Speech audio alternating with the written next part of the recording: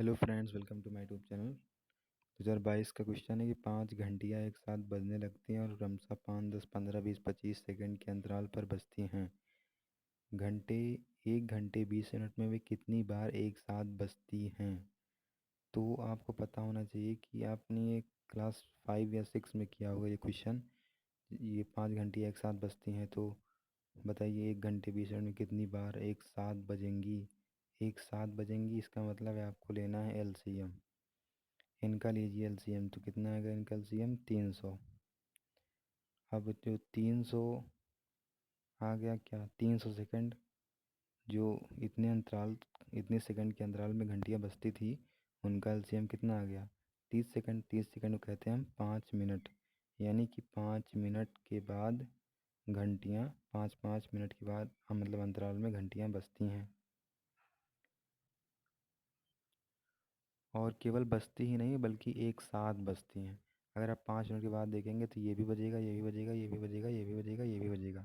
उसी प्रकार 5 के बाद 10 सेकंड जैसे आएगा, तो मतलब जितनी भी घंटियाँ हैं वो लगातार बज जाएंगी। एलसीएम का मतलब वही है कि लगातार। तो क्या बोला है कि 1 घंटे 20 मिनट में कितनी बार बजेंगी? तो जब 5 मिनट है ये। 5 मिनट के बाद जब 300 सेकंड को हमने मिनट में चेंज किया तो 5 मिनट आया ना। 5 मिनट के अंतराल में बजती हैं। यानी 5 मिनट के अंतराल में एक बार मान लीजिए बजी, तो इतने मिनट में कितनी बार बजेगी? तो हम क्या करेंगे, यहाँ पे भाग कर देंगे किससे? 5 से। तो 1 आवर 20 मिनट में कितना मिनट होता है? 80 मिनट। तो 80/5 हम जान जाएंगे कि 1 घंटे 20 मिनट में कितनी बार बजेंगी घंटियाँ। तो आएगा आंसर 16। लेकिन 16 नहीं, आपको एक और जोड़ना पड़ेगा। क्यों? क्योंकि 5 मिनट अंतराल से पहले भी तो घंटियाँ बज चुकी होंगी ना। जैसे कि मान लीजिए ये यहाँ पे क्या है, घंटी लगी हुई है।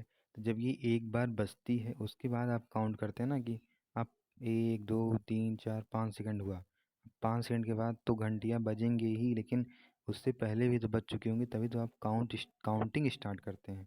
तो इसी काउंटिंग के कारण हम यहाँ एक जोड़ेंगे। एक जोड़ने का मतलब क्या है कि एक बार सभी घंटियाँ बज चुकी रही होंगी, उसके बाद से हम काउंटिंग स्टार्ट करते हैं ना। तो इसलिए एक जोड़ना पड़ा, तो 16 1 17। दूसरा क्वेश्चन क्या है, यदि दो बेलनों की ऊंचाई का अनुपात इतना है, उनके व्यासों का अनुपात इतना है, तो आपको इस क्वेश्चन में यही समझना है कि अगर डायमीटर का रेशियो जो भी है वही रेडियस का रेशियो होगा।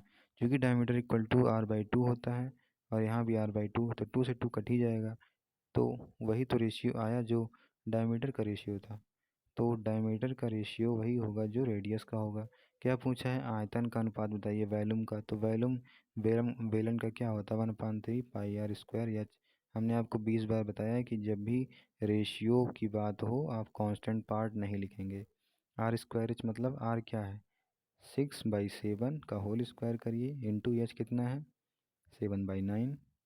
ये दो बेलन है ना, तो यहाँ आप r1/r2 का होल स्क्वायर मान सकते हैं, 1/2, या ऐसे ही डायरेक्ट करिए। तो यहाँ क्या हो जाएगा, इसको हल करेंगे तो 4:7 विल बी द आंसर।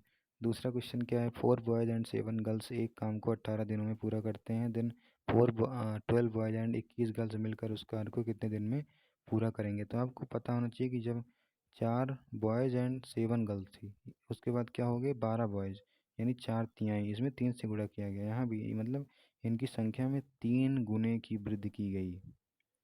तो काम 3 गुना अधिक दिन होना चाहिए कि कम दिन? तो आप कहेंगे कम दिन, क्योंकि जब व्यक्तियों की संख्या बढ़ती है तो काम कम दिन में होता है।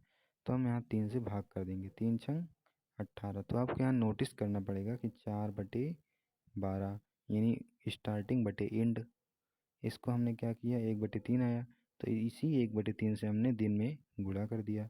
तो यहाँ भी यही आपको नीचे वाले क्वेश्चन में भी यही सोचना है। 2015 में आया हुआ था कि 12 मैन एंड 12 वुमेन 14 डेज में काम करते हैं, तो बताइए 42 मैन एंड 35 वुमेन कितने दिन में काम करेंगे? तो आपको अभी हमने क्या बताया, स्टार्टिंग बटे एंड इंटू डेज कितना है? 14। बस 4×42 और 3×4 4 विल बी द आंसर। यानी कि 12 मैन और 35 वुमेन 4 दिन में काम पूरा कर देंगे।